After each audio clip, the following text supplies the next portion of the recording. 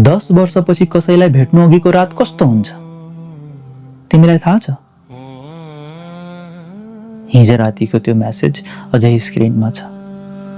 हुन्छ, भोलि भेटौँ न त। तिमी घडीतिर हेर्छौ, बिहानीको 9 मात्र बजेको छ।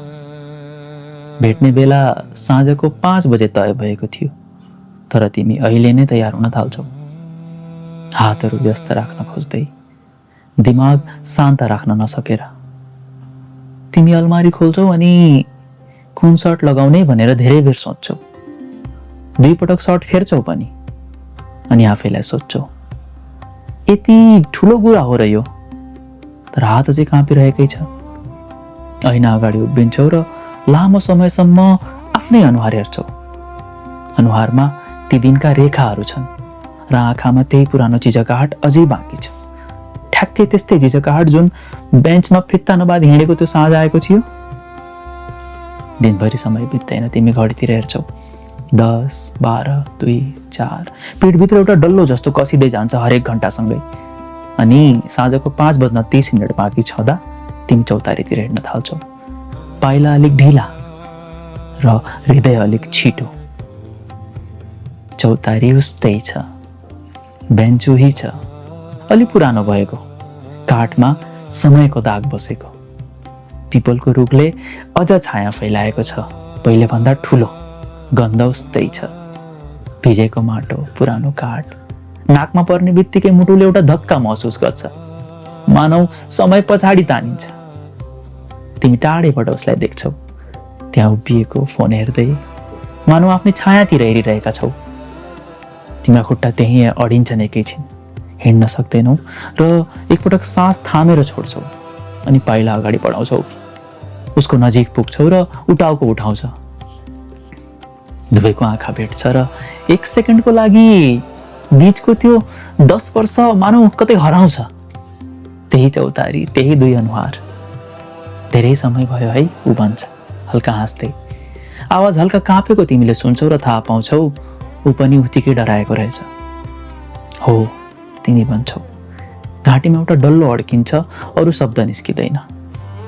दुवै बेन्चमा बस्छन्, त्यही ठाउँमा, तर बीचमा अलिक खाली ठाउँ छाडेर। पहिले जस्तो कुम जोडिएर होइन, तिमी त्यो खाली ठाउँ महसुस गर्छौ। हातको छेउमा हावा जस्तो चिसो लाग्छ। ऊ पहिले कुरा गर्न थाल्छ, जब, सहर, बुवा आमाको स्वास्थ्य, यही सामान्य कुराहरू। अनि तिमी सुन्छौ, टाउको हल्लाउँछौ, तर तिम्रा कानले भन्दा पहिला आँखाले सुन्छन्। आँखा पटक पटक उसको औँलातिर पुग्छन्। मुटु अलिक हलुका हुन्छ अनि तुरुन्तै त्यो हल्का हुनुमा लाज लाग्छ। एउटा चुप्पी आउँछ, त्यही पुरानो चुप्पी। अनि ऊ झुकेर घाँसको एउटा टुक्रा टिप्छ, औँलामा घुमाउँछ घुमाउँछ। तिमी हेरिरहन्छौ। तँलाई थाहा छ, ऊ बिस्तारै भन्छ, घाँसतिर हेर्दै, ठ्याक्कै पहिले जस्तै। मैले धेरैचोटि सोचेको थिएँ फर्केर आउनुपर्ने। तिमी केही भन्दैनौ। छातीभित्र एउटा कुरा उठ्छ, घाँटीमा आएर अड्किन्छ, बाहिर निस्कदैन। ऊ पनि वाक्य टुङ्ग्याउँदैन। घाँसको टुक्रा फेरि औँलाबाट खस्छ। यसपटक कसैले तल हेर्दैन। दुवैले एकअर्कालाई हेर्छन् र त्यो हेराइमा जे भन्नु थियो त्यो बाँकी थियो, त्यो सबै पुरा हुन्छ।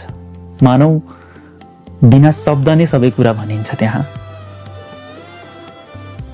घाम ढल्किन थाल्छ, ठ्याक्कै त्यही समयमा जब 10 वर्ष अघि पनि ढल्किएको थियो। तर यसपटक कसैले हिँड्ने बहाना बनाउँदैन। मुटु भन्छ, नजाऊ, अझै बस। अब के गर्ने त? ऊ सोध्छ, आधा प्रश्न आधा आफैलाई भने जस्तो। तिमी एकछिन चुप्प बस्छौ। घाँटीको त्यो डल्लो अझै त्यही छ। थाहा छैन, तिमी भन्छौ। आवाज आफ्नै कानमा अपरिचित लाग्छ। ऊ तिमीतिर हेर्छ लामो समयसम्म, ठ्याक्कै त्यो फोटो खिच्नुभन्दा एकछिन अगाडिको हेराइ जस्तै। यसपटक कुनै क्यामेरा छैन, तर त्यो क्षण भने तिम्रो मनको एउटा कुनामा कैद हुन्छ। ऊ केही भन्दैन। उसले हात अगाडि बढाउँछ आफ्नो, ठ्याक्कै त्यही तरिकाले बस स्टपमा गरे जस्तै। तिम्रो मुटुको धड्कन बढ्छ। तिमी हात समात्छौ अनि छालाको त्यो न्यानोपन तिमीले तुरुन्तै चिन्छौ। लाग्छ 10 वर्ष कहिले बितेकै थिएन। दुवै केही बेर त्यसै बस्छन् हात नछोडी, जसरी 10 वर्ष अघि त्यो बस स्टपमा समातेका थिए। आँखा भिज्छन् तिम्रा र उसका पनि, तर कसैले पुछ्दैन। ल हिँडौँ त, ऊ भन्छ अन्ततः, आवाज हल्का भाँचिएको। दुवै उठ्छन्, दुवै सँगै हिँड्छन्, कुम जोडेर, एकले अर्कालाई अङ्गाल मार्दै। त्यो चौतारीबाट टाढा, त्यही बाटोतिर, त्यही बस स्टपतिर, जुन 10 वर्ष अघि 2 भागमा बाँडिएको थियो। तर यसपटक यो बस स्टप अन्तिम थियो।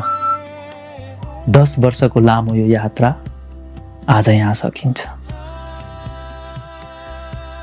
यहाँसम्म सँगै बसिदिनु भएकोमा धेरै धेरै धन्यवाद।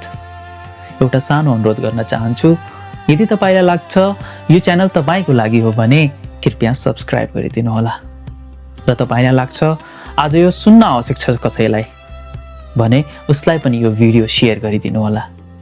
तपाईको एउटा सानो कदमले कसैको दिन अलिक हलुका बनाउन सक्छ। यो बाटोमा सँगै हिँडिदिनु भएकोमा धेरै धेरै धन्यवाद।